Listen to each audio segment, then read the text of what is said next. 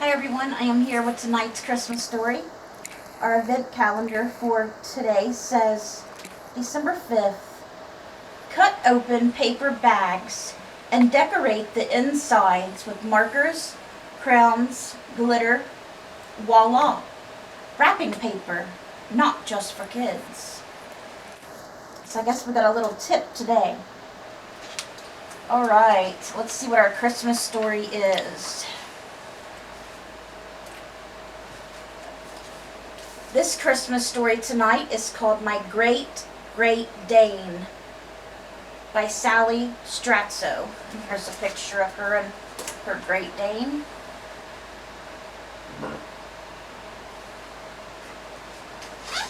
Alright, let me read it. You might think adopting this guy was the last thing I needed. You would be wrong. I gripped my car keys tighter and left the house. I'm not sneaking off to the animal shelter, I told myself. Not exactly. I simply wasn't mentioning to my husband where I was going. I imagined Nick shaking his head, saying, the last thing we need is another dog. But he'd never stand in the way of something I really wanted. Especially not now. Our life had been full of surgeries, chemo pills, and doctor's appointments since I got my breast cancer diagnosis in May. The treatment had completely overshadowed our first holiday season back in Texas.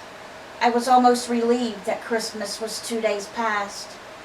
I got in the car and headed for the Humane Society, resolved to move ahead with my plan. Sometimes it was easier to ask forgiveness than permission.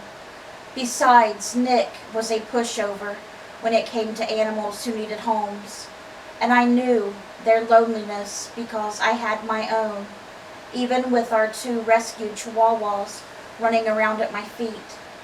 Nick and I had recently moved back to Texas after some years away, and I was excited to be able to see our grown kids more. But in a brand new city with new neighbors, there wasn't a lot of distraction from the burden of my diagnosis. I'd even let an old family Christmas tradition fall by the wayside. Come holiday season every year, we'd watch for God's signal, a light in the dark, some opportunity for us to step in with one last push to help God facilitate a small miracle or need in our community.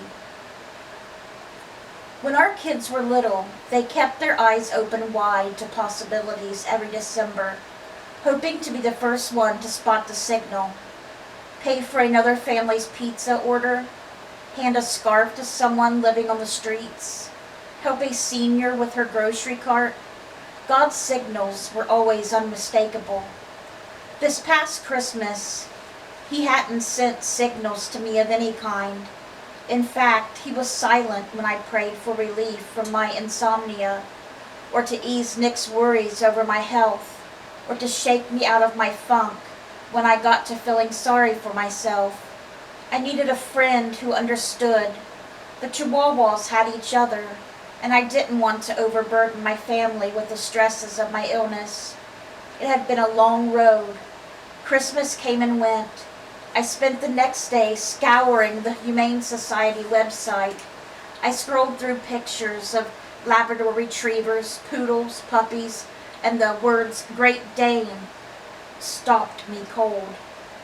There was no picture, but a little further down a name, Drago, like the character from Game of Thrones.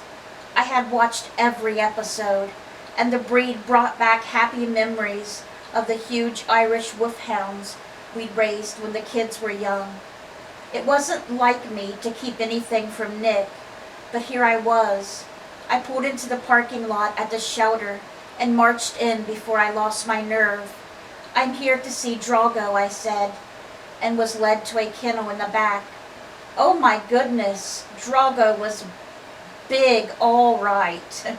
He was the biggest dog I'd ever seen, bigger than any of our wolfhounds. His head drooped down over the collar he wore to keep him from biting his stitches. A woman brought him in when she found him dodging traffic on the highway. the volunteer said. He's lame and he has heartworm. He'll need to come back in for his treatments. You and me both, Drago, I thought. Threading my hand between the bars of the kennel, I scratched Drago behind the ears. What happened to you, big boy? As if to answer, Drago put his head down, closed his eyes, and whimpered. I couldn't leave him. Whatever the consequences, I filled out the paperwork. Who is this? Nick asked when I brought Drago home.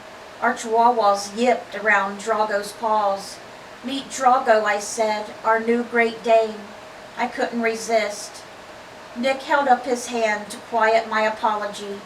Welcome, big guy, he said. And just that easily, Drago became part of the family. When Drago howled through nightmares, I woke him and wrapped my arms around his enormous neck. I imagined him back on that busy highway, watching cars drive past. He must have wondered, has everyone forgotten me? I had wondered something similar about God once myself. On the nights that insomnia struck me awake, I didn't disturb Nick with my tossing and turning. I simply wandered into the spare bedroom with Drago. When I cried in the dark, Drago was there by my side, his large body a comfort proof that I was far from forgotten, even while everyone else slept. Slowly we both healed. Drago was cured of his heartworm. My cancer went into remission. Nick and I settled into our new community with lots of dog walks, and we enjoyed being near the kids. Drago's nightmares faded. Then one night, after waking him from a rare setback, I noticed a distinct light in his eyes, a signal if ever there was one. Drago was a gigantic miracle, and he was just for me. And there's the picture of them together when she adopted him. So I hope you guys enjoyed tonight's Christmas story, and I hope you guys have a great rest of your night. Good night, guys.